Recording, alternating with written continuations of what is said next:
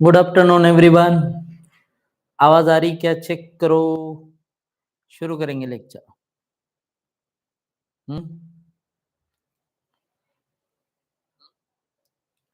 आवाज आ रही है? आवाज आ रही है? Yes everyone. ओके,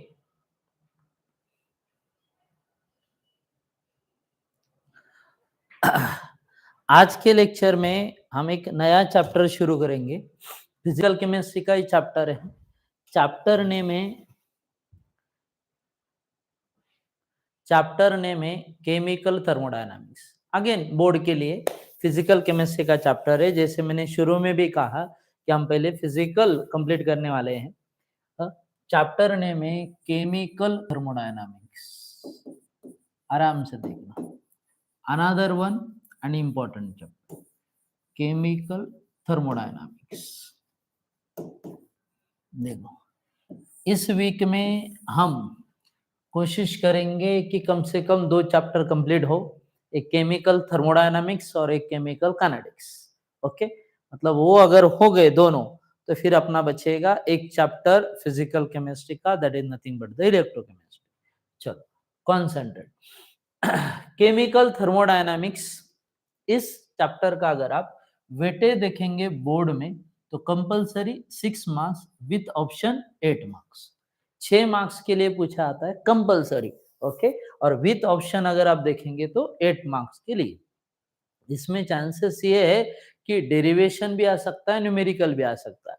अगर 2025 का पेपर देखेंगे आप तो 4 मार्क्स के लिए न्यूमेरिकल और 3 मार्क्स के लिए थ्योरी पूछा गया था। एक 2 मार्क्स का क्वेश्चन था और एक डेफिनेशन था। करेक्ट? तो चलो कॉन्सेंट्रेट करते हैं। क्या है केमिकल थर्मोडायनामिक? देखो, chemical thermodynamics is a branch of physical chemistry which deals with the study of heat energy changes. किसका स्टडी करता है?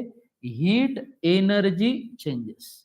मतलब बेसिकली आप बोलेंगे it deals with the study of quantitative relationship between heat energy and other form of energy.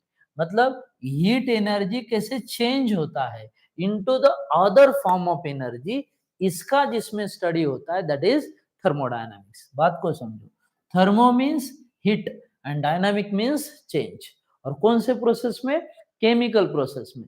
तो chemical process में heat energy changes का जिसमें हम स्टडी करते हैं उसको बोलते हैं केमिकल थर्मोडायनामिक्स। ओके, या chemical thermodynamics is also called as a energetics. Energetics means it deals with the study of energy changes. किससे रिलेटेड है? Energy changes.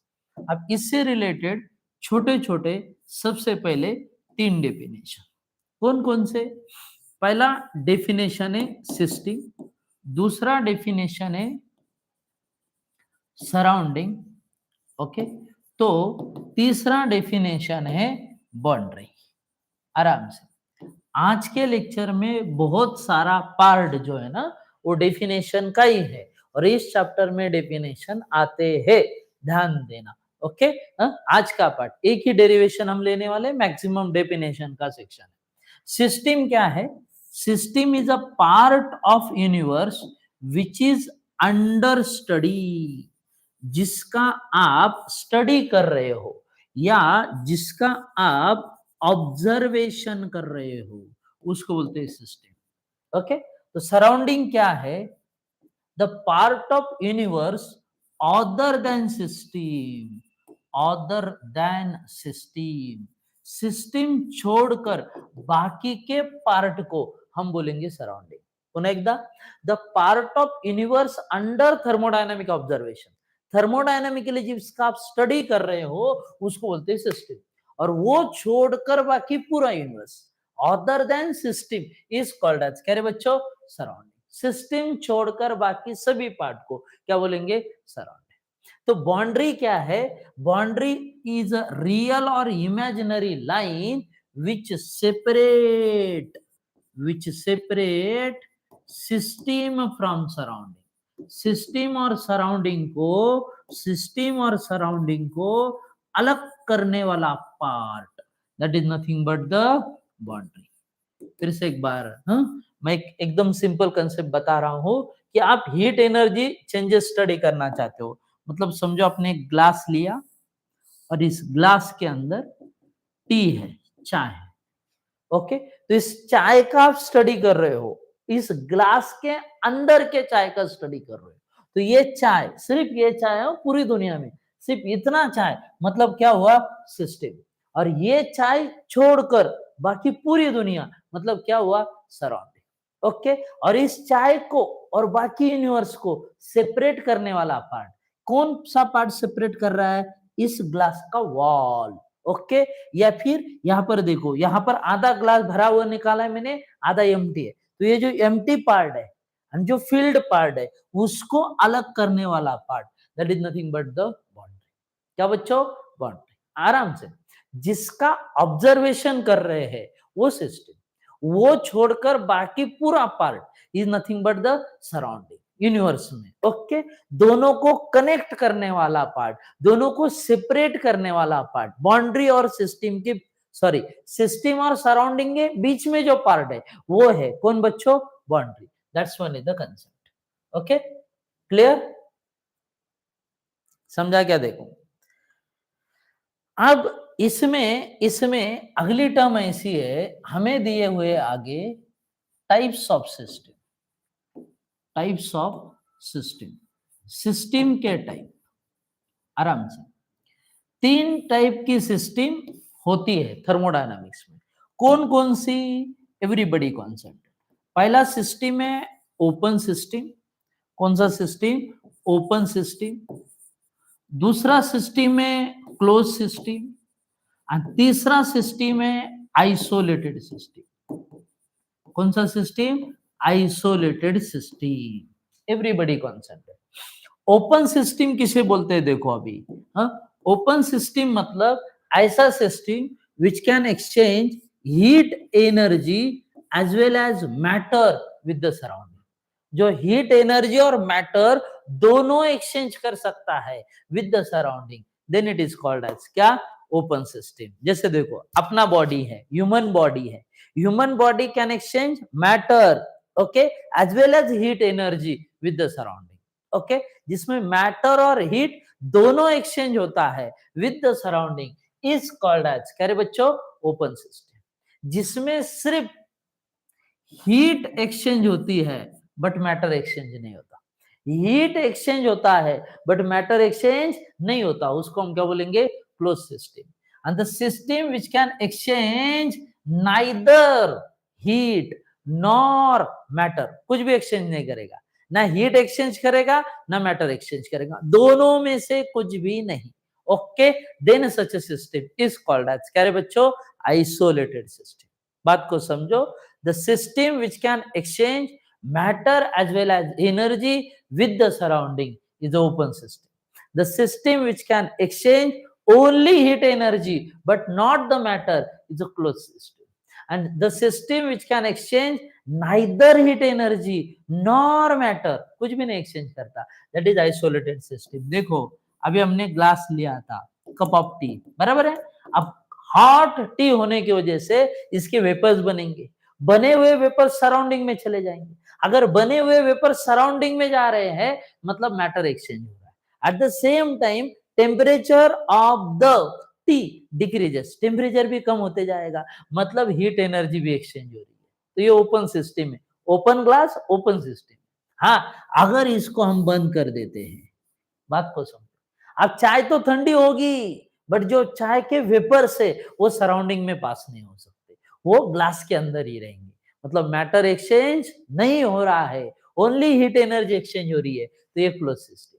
और इसी चाय को अगर हम थर्मस फ्लास्क में लेते हैं, थर्मस फ्लास्क में चाय ठंडा नहीं होता, मतलब हीट एनर्जी रिमेन्स कांस्टेंट, मतलब हीट भी एक्सचेंज नहीं, मैटर भी एक्सचेंज नहीं, दैट इज आइसोलेटेड सिस्टम। तो थर्मस फ्लास्क की एग्जांपल है आइसोलेटेड सिस्टम का। Open T in open glass example है ओपन सिस्टम का, ओके। टी इन अ कवर्ड ग्लास, क्लोज ग्लास, ये एग्जांपल है क्लोज सिस्टम का, ओके, तो इस हिसाब से सिस्टम के 3 type, open system, close system and isolated system. Hope so you understand. कुछ दिक्कत होगी तो पूछ सकते हो।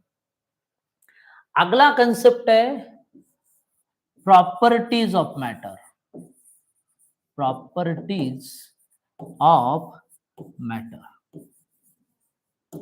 आराम से, एकदम छोटे छोटे लेकिन इंपॉर्टेंट कंसेप्ट है आज के लेक्चर में फॉर अंडरस्टैंडिंग ऑफ थर्मोडायनामिक्स।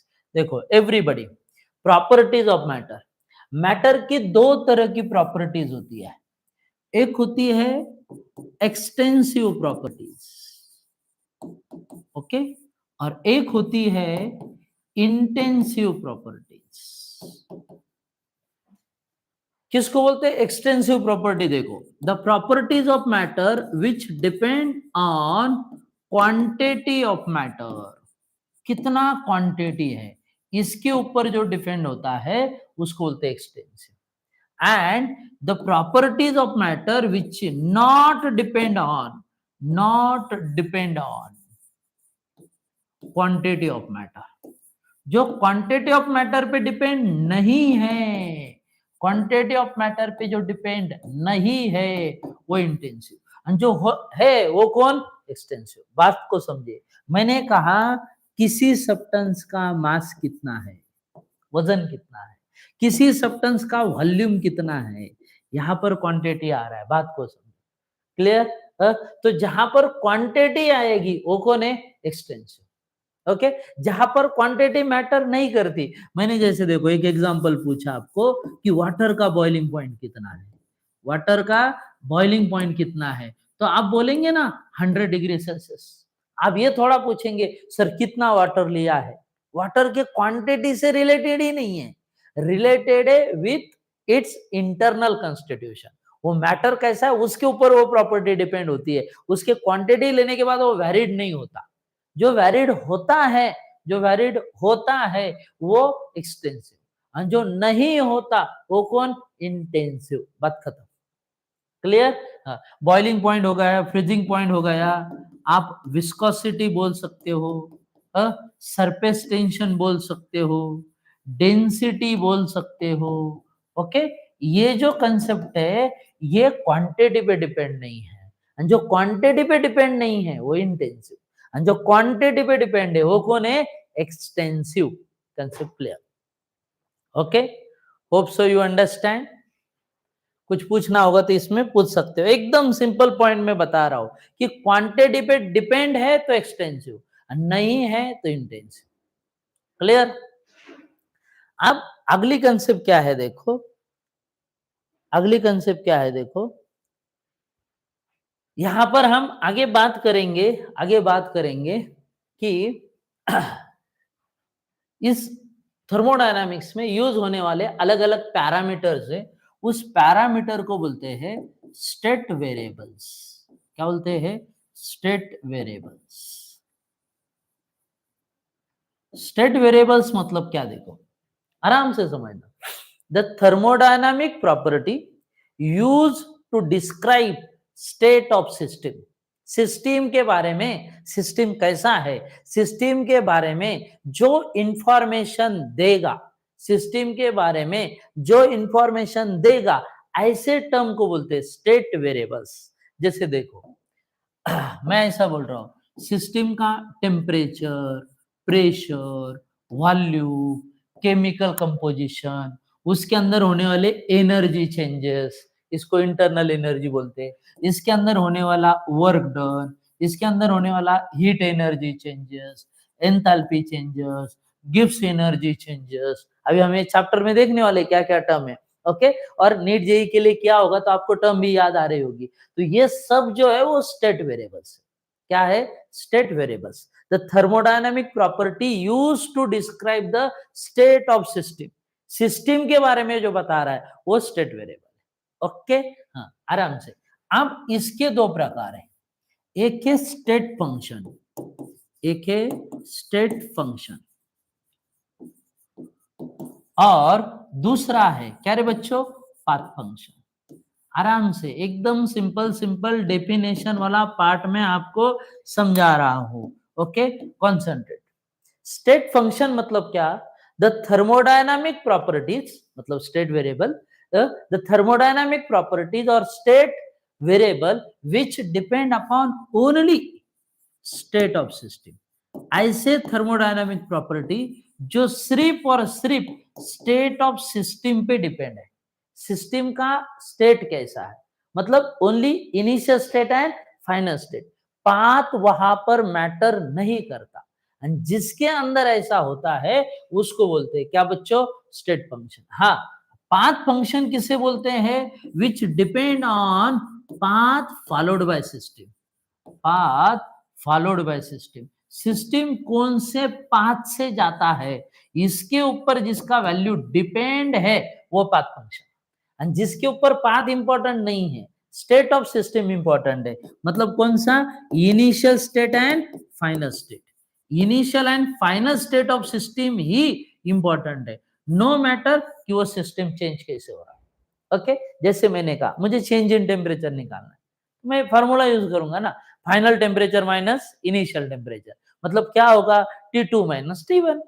क्या होगा? T2 minus T1। अब यहां पर ये नेसेसरी नहीं है ना कि T1 से T2 जाते समय कितना टाइम लगा, बराबर है, ये इंपॉर्टेंट नहीं है। इंपॉर्टेंट क्या है? टेम्परेचर चेंज हो रहा है from initial to final. Okay, यहाँ पर चेंज इंपॉर्टेंट है, पाथ इंपॉर्टेंट नहीं है। Such properties are called as a state function. आराम से, इसमें से बेसिकली ये वर्क और हीट एनर्जी जो है, जो आपके काम के, वो मैं आपको समझाता हूँ फॉर बोर्ड सिलेबस। वर्क और हीट एनर्जी जो है ये दोनों पाथ फंक्शन है, मतलब ये डिपेंड अपॉन द पाथ। कौन कौन? Work and heat. बाकी ऊपर जितने भी आपको दिखाई दे रहे सिंबल, वो पूरे के पूरे सब के सब क्या है? स्टेट फंक्शन है। Temperature, pressure, volume, chemical composition, internal energy change, enthalpy change, Gibbs energy, ये सब के सब स्टेट फंक्शन है। पाथ फंक्शन कौन है? Work done and heat energy. क्या? Work done and heat energy. Hope so you understand. Okay, concept समझ में आ रहा है तो कमेंट करो ताकि हम अगला कंसेप्ट शुरू करेंगे। स्टेट वेरिएबल मतलब मैंने क्या क्या कहा? जो डिपेंड करते हैं, ओके, या जिसका यूज करके हम थर्मोडायनामिक प्रॉपर्टीज मेजर करते हैं, वो है स्टेट वेरिएबल। हाँ, अब वो पाथ पे डिपेंड है तो वो पाथ फंक्शन है। वो सिर्फ स्टेट पे डिपेंड है, इनिशियल एंड फाइनल, तो वो है state function. Okay, clear everybody?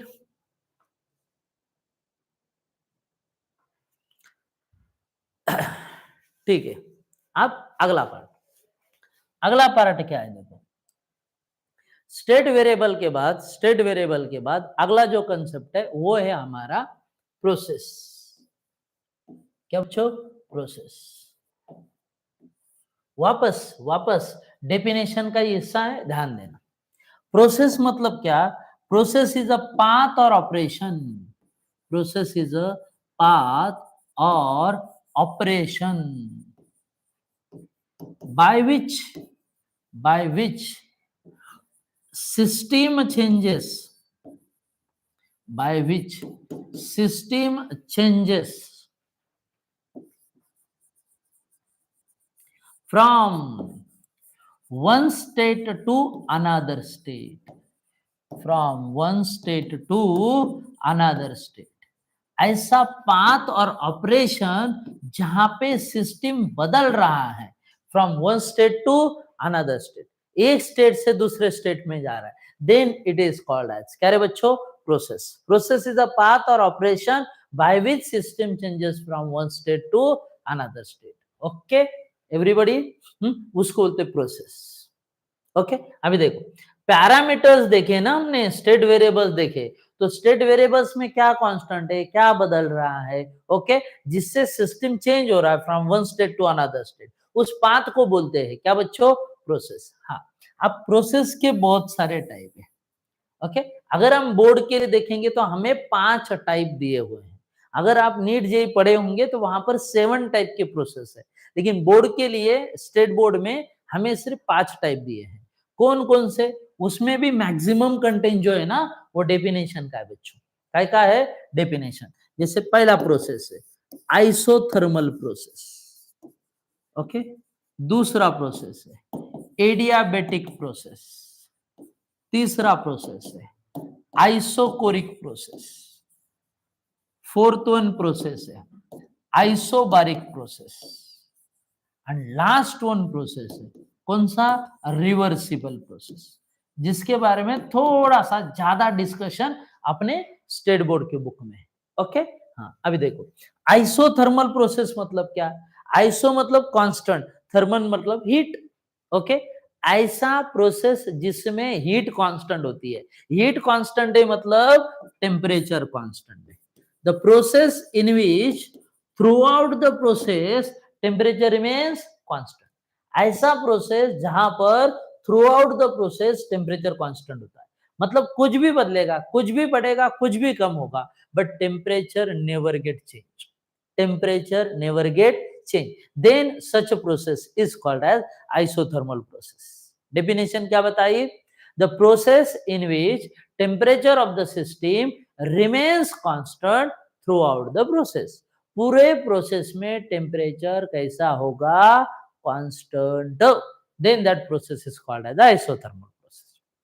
Okay, adiabatic process, adiabatic process किसे बोलते हैं, the process in which there is a no exchange of, no exchange of heat energy, heat energy exchange नहीं होगा, मतलब heat energy ना इवॉल्व होगा ना absorb होगा। ओके, मतलब वो इंसुलेटेड है, जैसे थर्मस प्लास होता है ना, अभी अभी हम आइसोलेटेड सिस्टम देख रहे थे, उसमें हीट एनर्जी पास नहीं होगी, अगर हीट एनर्जी पास नहीं हुई then it is adiabatic process. Isochoric process किसे बोलते हैं, देखो, the process in which volume remains constant, volume remains constant, volume fix होगा, वॉल्यूम रिमेन्स कैरबेट बच्चों कांस्टेंट, मतलब delta V change in volume is equal to zero, delta V is zero. Next one है isobaric, isobaric process is a process in which pressure remains constant, P constant है, यहां पर बात को समझो, कौन कांस्टेंट है, पी, मतलब you can write delta P not V, delta P is equal to zero, delta P is equal to zero, pressure zero नहीं है, चेंज इन प्रेशर जीरो है, प्रेशर कैसा है, कांस्टेंट। और लास्ट वन पॉइंट है reversible process. अब reversible process किसको बोलते हैं, जो दोनों डायरेक्शन में जा रहा है, forward as well as backward, the process which takes place in both the direction and by increasing the opposing force, by increasing the opposing force process get reverse, ऐसा प्रोसेस जो दोनों डायरेक्शन में जा रहा है, forward as well as backward, and अगर आप इसका अपोजिंग फोर्स बढ़ाते हैं तो process get reverse, then such a process is called as क्या, रिवर्सिबल प्रोसेस। ओके, जो बाय डायरेक्शनल प्रोसेस होता है वो रिवर्सिबल प्रोसेस है। ओके, ये हो गए 5 डेफिनेशन आराम से। Isothermal process temperature remains constant, adiabatic process no exchange of heat energy, isochoric process volume remains constant, isobaric process pressure remains constant, and reversible process is takes place in both the direction, forward as well as backward, and by increasing the opposing force process get reverse, अगर आप opposing force बढ़ाते हो तो process reverse हो जाता है, and that process is called as क्या रे, रिवर्सिबल प्रोसेस। क्या बोलेंगे, रिवर्सिबल प्रोसेस। ओके, क्लियर, समझ रहा है क्या, देखो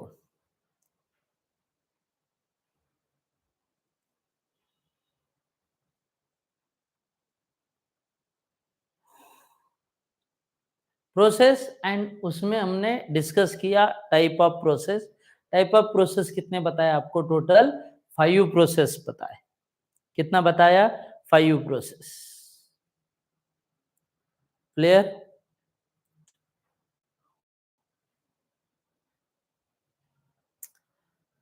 कोई तो कमेंट कर रहा है इसका हिंदी, हमारा हिंदी ऐसा ही है, if you understand can continue the lecture. Okay, अगर आप समझ पाते हो तो, पहले बोलता है गुड मॉर्निंग सर, फिर कमेंट कर रहा है इसका Hindi.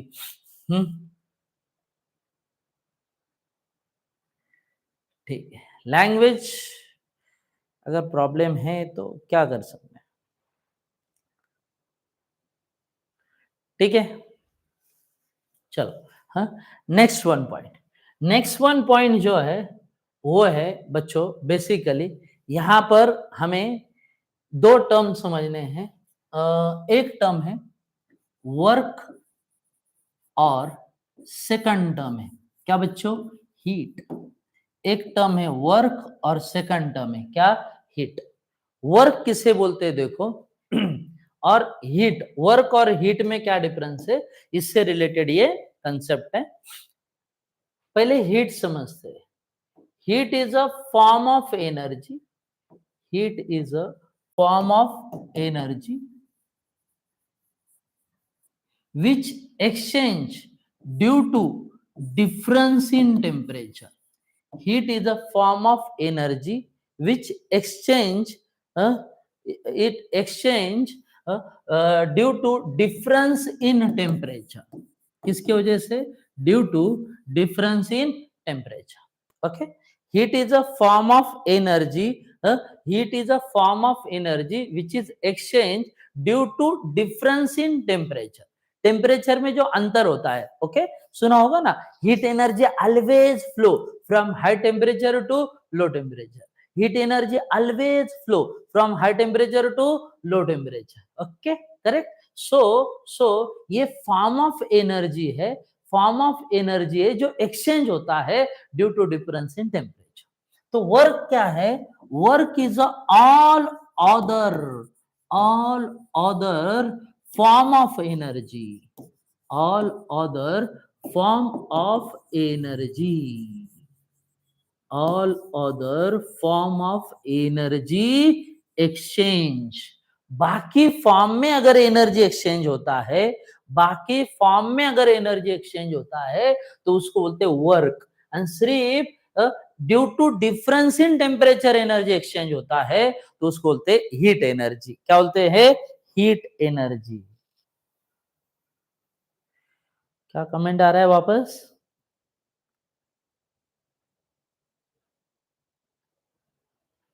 Okay okay okay okay.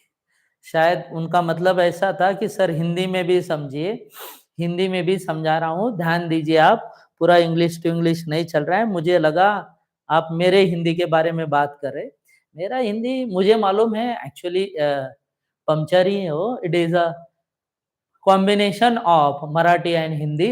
Okay, ठीक है, लेकिन फिर भी मैं कोशिश कर रहा हूँ पढ़ाऊं, ठीक है। हाँ,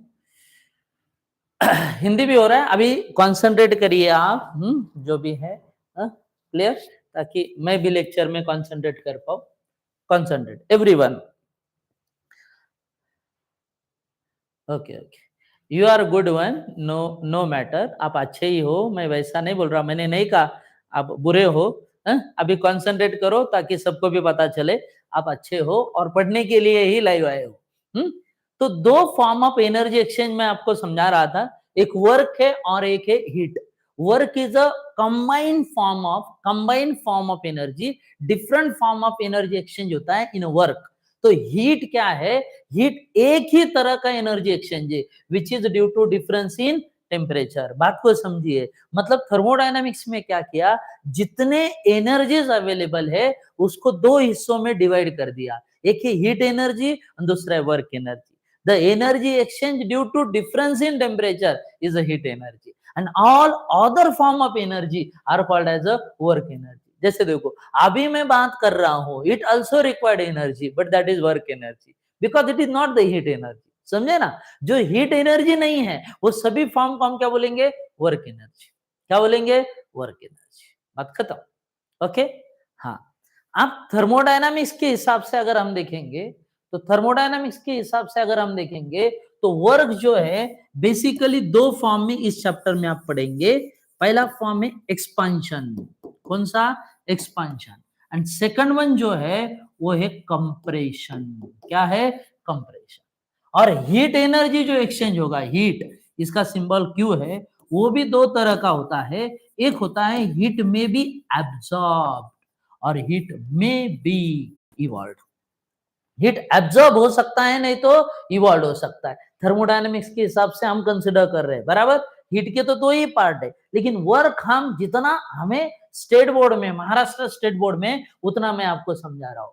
ओके, कि अगर हम गैस की बात कर रहे हैं थर्मोडायनामिक्स में आपके सिलेबस में, तो गैस का एक तो एक्सपेंशन हो सकता है, नहीं तो कंप्रेशन हो सकता है, और हीट एनर्जी एक तो एब्जॉर्ब हो सकती है, नहीं तो इवॉल्व। आराम से, अगर हीट एनर्जी इवॉल्व हो गई तो उसके लिए सिंबल होता है पॉजिटिव।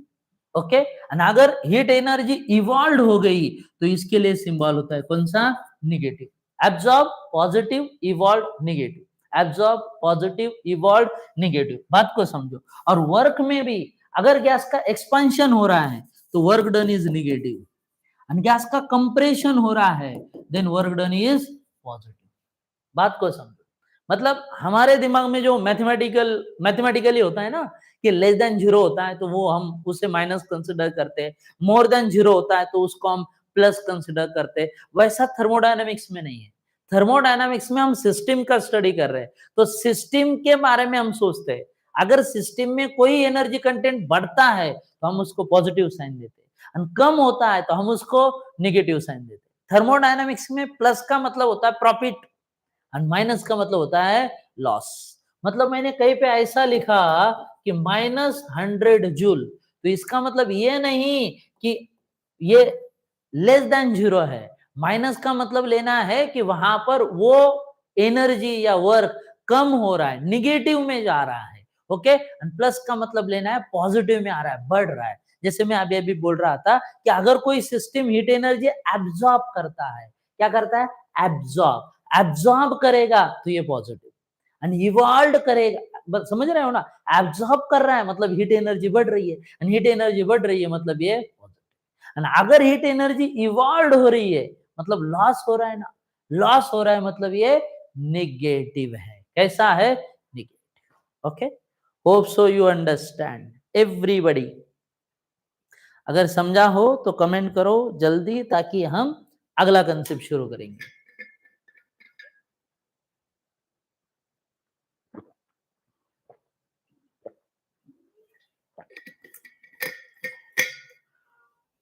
समझा एवरीवन?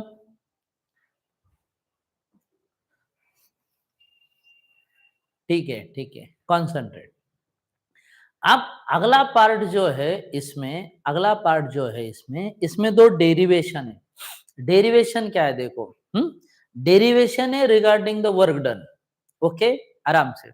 अब जैसे मैंने आपको शुरू में समझाया, वर्क डन यहाँ पर दो ही है, कौन सा? एक्सपांशन और कंप्रेशन। ये साइन कन्वेंशन याद रखो, ये भी पूछा आता है बोर्ड में कि साइन कन्वेंशन क्या होगा। दो टाइप के वर्क डन है, एक है एक्सपांशन और एक है कंप्रेशन। ओके, अभी हमें क्या करना है? वर्क डन के लिए डेरिवेशन बनाना है, लेकिन इसमें हमें दो कंसेप्ट पूछे जाते हैं। पहला होता है work done in isothermal, irreversible process. कौन सा process? Irreversible process. Everybody, work done ही निकालने का है, लेकिन कौन से प्रोसेस में? Isothermal irreversible. इरिवर्सिबल मतलब जो फॉरवर्ड भी जा रहा है और बैकवर्ड भी आ रहा है, ऐसा प्रोसेस हम कंसिडर करें इरिवर्सिबल प्रोसेस। गलत हो गया ना? इरिवर्सिबल मतलब जो सिर्फ फॉरवर्ड जा रहा है, बैकवर्ड नहीं आ रहा है। फॉरवर्ड और बैकवर्ड ऐसा दोनों करता है। कौन सा प्रोसेस? रिवर्सिबल। आराम से, हमने रिवर्सिबल देखा था, अभी अभी आपको बताया एक प्रोसेस है इरिवर्सिबल, बट इसका जिक्र नहीं है आपके टेक्स्ट बुक में, इसलिए मैंने नहीं समझाया। इरिवर्सिबल मतलब which takes place only in forward, not in backward. अभी याद रखो इस डेरिवेशन के लिए, रिवर्सिबल प्रोसेस दो डायरेक्शन में होता है और इरिवर्सिबल सिर्फ फॉरवर्ड डायरेक्शन में होता है। तो ये जो रिवर्सिबल प्रोसेस होता है ना बच्चों, ये स्लो प्रोसेस है। एंड इरिवर्सिबल, रिवर्सिबल स्लो है, इरिवर्सिबल जो है बच्चों ये फास्ट है। रिवर्सिबल प्रोसेस जो है वो नंबर ऑफ स्टेप्स में होता है, मोर देन वन स्टेप में होता है। एंड इरिवर्सिबल जो है ये सिंगल स्टेप में होता है। ओके, और एक पॉइंट इसमें है, जो रिवर्सिबल प्रोसेस है दोनों डायरेक्शन में होने वाला, इसमें ज्यादा वर्क की जरूरत है। मतलब यहाँ पर मैक्सिमम वर्क मिलता है, और यहाँ पर इरिवर्सिबल में मैक्सिमम वर्क नहीं मिलता। ये डिफरेंस समझेगा तो ये डेरिवेशन आप बना पाएंगे। ओके, चलो कॉन्सेंट्रेट करते हैं वापस एक बार। हाँ, अभी देखो, इसके लिए हमने क्या लिया है, एक पिस्टन लिया है, सॉरी एक सिलेंडर लिया है। इस सिलेंडर में पिस्टन फिट किया है, मतलब ये पिस्टन सिलेंडर टाइप अरेंजमेंट है। कैसी अरेंजमेंट है? पिस्टन सिलेंडर टाइप अरेंजमेंट है। Everybody concentrate. इसमें गैस है। अब मैं डॉट डॉट नहीं दे सकता, डॉट डॉट दिया तो सॉल्यूशन हो जाएगा। गैस है ना? इस गैस का वॉल्यूम है समझो V1, और इसके ऊपर जो प्रेशर है, क्या है? प्रेशर, वो प्रेशर है P। कितना प्रेशर है? P। अब समझ लीजिए, यहां का ये जो पिस्टन है ये ऊपर चला गया, मतलब गैस का हुआ एक्सपांशन। क्या हुआ बच्चों? एक्सपांशन। क्लियर? अभी एक्सपांशन में क्या होगा, इसका वॉल्यूम बढ़ जाएगा, तो इसका जो वॉल्यूम बढ़ा वो हो गया V2। समझो कितना हुआ? V2। ये जो पिस्टन की मूवमेंट है, ओके, ये हुई थ्रू द डिस्टेंस D, मतलब इसका डिस्प्लेसमेंट कितना है? D। और पिस्टन का जो क्रॉस सेक्शनल एरिया है, क्या है? क्रॉस सेक्शनल एरिया किसका? पिस्टन का, वो हमने कंसिडर किया। समझो कितना? A। आराम से समझिए। ओके, अब इससे मुझे क्या करना है? वर्क डन के लिए डेरिवेशन बनाना है, एकदम सिंपल एवरीबॉडी। अब मेरे पास वर्क के लिए फॉर्मूला है, बेसिकली मेन जो फॉर्मूला है वो है फोर्स इनटू डिस्प्लेसमेंट। क्या फॉर्मूला है? Force into displacement. अब सिर्फ हम क्या करेंगे, यहां पर माइनस साइन देंगे। क्यों माइनस साइन देंगे? क्योंकि गैस का एक्सपांशन हो रहा है। क्या हो रहा है? एक्सपांशन। देखो everybody, therefore W is equal to minus F into D. F is a force, D is a displacement. Okay, आराम से। बट जरूर ये फॉर्मूला सुना है आपने, pressure is equal to force upon area. Pressure के लिए फॉर्मूला होता है फोर्स अपॉन एरिया। मतलब क्या बच्चों? Therefore P is equal to F by A। Therefore F is equal to, F मतलब force, force is equal to pressure into area. अब ये वाला जो प्रेशर इनटू एरिया का फॉर्मूला है फोर्स का, ये हम पुट अप कर देंगे इस इक्वेशन में W के। Therefore W is equal to minus, okay इधर देखो, P into A into D। A into क्या रे बच्चों? D। आराम से। अब इसमें वापस एक कंसेप्ट है, but area into displacement A into D is nothing but the change in volume. काय के लिए फॉर्मूला होता है ये? Change in volume. अब चेंज इन वॉल्यूम अगर हम इधर का कंसिडर करेंगे तो फाइनल वॉल्यूम V2 है और इनिशियल वॉल्यूम V1 है। ऐसा है तो हम यहाँ पर इसको डेल्टा V भी लिख सकते हैं। क्या लिख सकते हैं? Delta V। तो W के लिए फॉर्मूला हो गया क्या बच्चों? W is equal to minus P delta V, और you can write minus P into V2 minus V1, मतलब फाइनल माइनस इनिशियल। ओके, ये छोटा सा डेरिवेशन है, 2 मार्क्स के लिए पूछा जा सकता है। कैसे सवाल आ सकता है इसके ऊपर? Derive an expression for work done in isothermal irreversible. Irreversible है तब W है। आगे और एक डेरिवेशन देखने वाले हैं हम, वो W मैक्स के लिए है, वो रिवर्सिबल का है। किसका है? रिवर्सिबल। 2 मार्क्स के लिए। ये इसके ऊपर न्यूमेरिकल पूछा जा सकता है, एकदम सिंपल है। कितने टर्म है देखो, टोटल W है, P है, V2 है, V1 है, मतलब 4 टर्म है। Work done, pressure, initial volume, final volume. चारों में से कोई भी 3 टर्म देगा, कैलकुलेशन करना है, यू गेट द आंसर। सिर्फ ध्यान देना, प्रोसेस कौन सा चाहिए? इरिवर्सिबल चाहिए। कैसा चाहिए? इरिवर्सिबल। ओके एवरीबॉडी, समझा क्या? बताओ, क्लियर हो रहा है कंसेप्ट?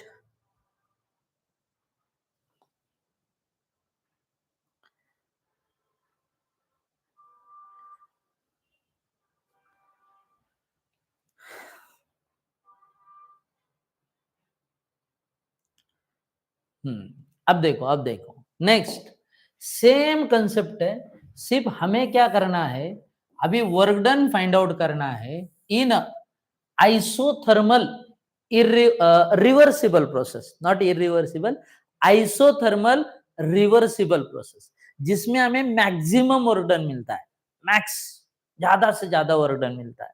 अब ये डेरिवेशन कैसा है देखो, ध्यान देना, interesting and important one. Again piston cylinder type arrangement है, ओके। फिर इनिशियल वॉल्यूम V1 है, यहाँ का जो प्रेशर है वो P है, ओके। अगर डिस्प्लेसमेंट हुआ तो पिस्टन मूव हो रहा है, हाँ, ओके, ऊपर की तरफ जा रहा है, इसका वॉल्यूम जो बदला वो अगेन V2 है। बट सिर्फ पॉइंट मैंने अलग क्या बताया, ये रिवर्सिबल प्रोसेस है बच्चों, मतलब ये सिंगल स्टेप में नहीं होने वाला, ये मल्टीपल स्टेप में होने वाला है। मतलब V1 से V2 जो वॉल्यूम बदलेगा वो एक स्टेप में नहीं बदलेगा, नंबर ऑफ स्टेप्स में बदलेगा, ओके।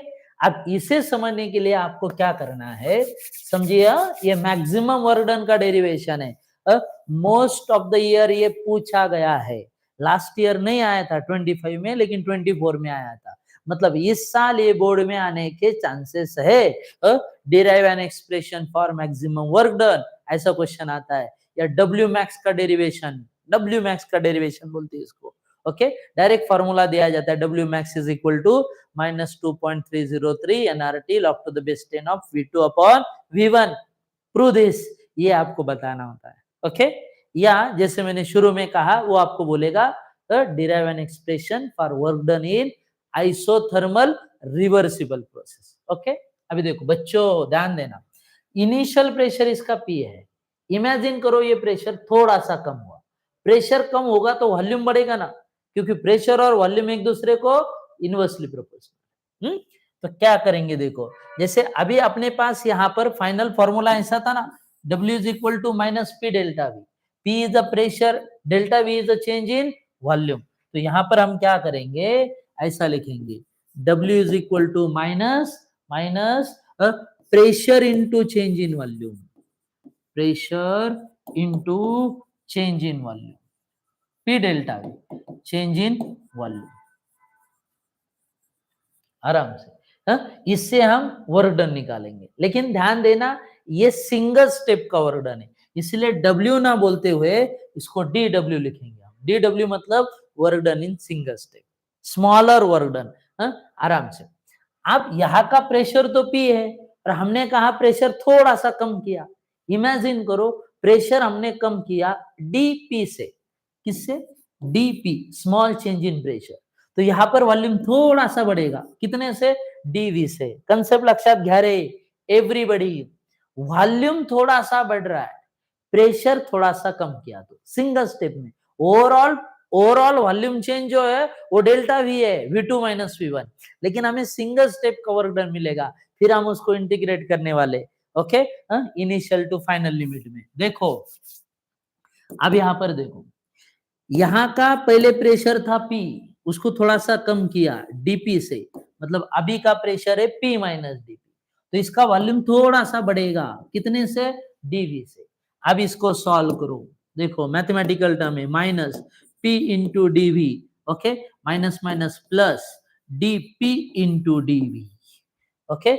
ये डेरिवेशन होगा DW के लिए, किसके लिए, DW के लिए। देखो but DP is a small change in pressure, DV is a small change in volume, pressure और वॉल्यूम दोनों टर्म छोटी छोटी है, DP DV की बात कर रहा हूं, दो स्मॉल टर्म का मल्टीप्लिकेशन किया कि वो वेरी स्मॉल आता है, वेरी स्मॉल आता है, मतलब आप बोलेंगे कि उसको निग्लेक्ट कर सकते हैं। अगर आपने इसे निग्लेक्ट कर दिया तो it becomes DW is equal to, DW is equal to क्या बच्चों, माइनस D इंटू DV, ये हुआ वर्क डन, किसका वर्क डन हुआ, सिंगल स्टेप का, एक स्टेप का वर्क डन हो गया, बात को समझो। हाँ, अगर आप यहाँ पर overall work done find out करना चाहते तो आप इसको इंटीग्रेट करेंगे, DW को भी इंटीग्रेट करेंगे और सामने माइनस P इंटू DV को भी इंटीग्रेट करेंगे, between its initial limit to final limit. पहले यहां तक समझे क्या, देखो ये वर्क डन है सिंगल स्टेप का, क्यों सिंगल स्टेप का कंसिडर कर रहे हैं हम, क्योंकि वो रिवर्सिबल प्रोसेस है ना, वो नंबर ऑफ स्टेप्स में होता है, ओके। और वर्क डन निकालने के लिए मैंने कॉमन फॉर्मूला यूज किया जो अभी अभी हमने लास्ट डेरिवेशन में डिराइव किया, pressure into change in volume, और उसका यूज करके आगे जा रहे हैं। ओके, अब देखो वर्क डन का इनिशियल लिमिट होगा 0, फाइनल लिमिट होगा मैक्स। इनिशियल लिमिट मतलब जब प्रोसेस शुरू हो रहा है, फाइनल लिमिट मतलब जब खत्म होगा तो वर्क डन होगा ना कुछ। वॉल्यूम का इनिशियल लिमिट है V1, फाइनल लिमिट है V2। ओके, क्योंकि वॉल्यूम चेंज होने वाला है फ्रॉम V1 टू V2। इसे इंटीग्रेट करो। देखो बच्चों, dx का इंटीग्रेशन होता है x, मतलब dw का इंटीग्रेशन होगा w between its initial limit to final limit, मतलब 0 टू मैक्स। अब देखो इधर इस माइनस को बाहर लाया मैंने, तो इधर इंटीग्रेशन में बचा V1 टू V2, इधर P into dV, P into क्या रे बच्चों dV। अब इसमें मैं और एक थोड़ा सा चेंज कर रहा हूं, P के लिए जगह छोड़ा मैंने। आइडियल गैस इक्वेशन है PV इक्वल टू एनआरटी, मालूम है सबको, PV इक्वल टू एनआरटी। तो P अगर लिखा, P के लिए निकाला तो एनआरटी बाय V आ जाएगा ना, तो इसको ऐसा लिखते एनआरटी डिवाइड बाय क्या रे बच्चों V। PV equal to NRT, so P is equal to NRT by V। तो P के जगह पे ये वैल्यू डाल दिया। अभी देखो इसको सॉल्व करो, सॉल्व ऐसा करेंगे फाइनल माइनस इनिशियल, मतलब W max minus W0, W0 is 0, तो W max minus W0 is W max is equal to, इधर देखो N नंबर ऑफ मोल्स है, R गैस कांस्टेंट बोलती है इसको, T टेम्परेचर है, ये तीनों भी कांस्टेंट है, तो इसको बाहर ले लो इंटीग्रेशन। अब इंटीग्रेशन में बचेगा V1 टू V2, इधर बचा बच्चों क्या dV बाय V, क्या बचा इंटीग्रेशन में dV by V। dV by V मतलब like dx by x, dx by x का इंटीग्रेशन होता है log of x, log to the base e, बराबर है ना। इंटीग्रेशन होता है dx बाय x का क्या log ऑफ x, वैसा dV बाय V का हम लेंगे log of V between its initial limit and final limit, मतलब इधर ऐसा आएगा W max is equal to minus NRT integration V का, कहां से सॉरी V का इंटीग्रेशन क्या आ जाएगा log of V between V1 to V2, initial limit to final limit. अब सॉल्व करो, माइनस NRT इधर आ जाएगा log टू द, याद रखो ये log to the base E में मिल रहा है हमें इंटीग्रेटेड फॉर्म में, उसको आप ELN भी लिखते हो, log to the base E of क्या बच्चों V2 माइनस log to the base E of क्या V1, कॉमन ले लिया फाइनल माइनस इनिशियल आराम से। Therefore W max is equal to minus NRT, ये log to the base E है, इन दोनों के log का सब्ट्रैक्शन है, मतलब एक्चुअली दो नंबर का डिवाइडेशन होगा, मतलब V2 बाय V1। और एक छोटा सा point, log to the base E को हम log टू द बेस 10 में कन्वर्ट कर सकते हैं, 10 में कन्वर्ट करना है तो उसको मल्टीप्लाई कर दे 2.303 से, so derivation becomes W max is equal to minus 2.303 NRT log to the base 10 of V2 by V1, and this is the derivation for maximum। Okay, थोड़ा सा भी जगह कम था इसीलिए मैंने यहाँ पर ये पॉइंट नहीं ऐड किया, आप इसमें लिख सकते हो बीच में कि log to the base E is equal to 2.303 log to the base 10। कभी भी याद रखना बोर्ड में जब आप डेरिवेशन लिखेंगे, जो हम थ्योरी बता रहे हैं आपको, वो थ्योरी भी वहां पर थोड़ा ऐड कर दो, इसमें न्यूमेरिकल भी पूछा जा सकता है। जैसे अभी देखो N क्या है नंबर ऑफ मोल्स के लिए फॉर्मूला है मेरे पास weight by molecular weight, R universal gas constant, T temperature, V2 final volume, V1 initial volume, इस हिसाब से आप इसे सॉल्व कर सकते। ओके ठीक है, अगर आपको समझ में आ रहा होगा मैं क्या पढ़ा रहा हूं, ओके, तो अगला लेक्चर कंटिन्यू करिए ताकि चैप्टर समझे। चैप्टर का वेटेज ये बहुत ज्यादा है, शुरू में भी मैंने बताया ये कंपलसरी ये चैप्टर हमें 6 मार्क्स के लिए आता है, compulsory, without option. With option ये 8 मार्क्स के लिए आता है। नीट और जेई के लिए तो ये चैप्टर इंपॉर्टेंट है, लेकिन बोर्ड में भी बहुत इंपॉर्टेंट है। अभी तक अगर आपने चैनल को सब्सक्राइब नहीं किया होगा तो चैनल को सब्सक्राइब करिए ताकि आगे के वीडियो के नोटिफिकेशन आपको आते रहे। Okay, thank you.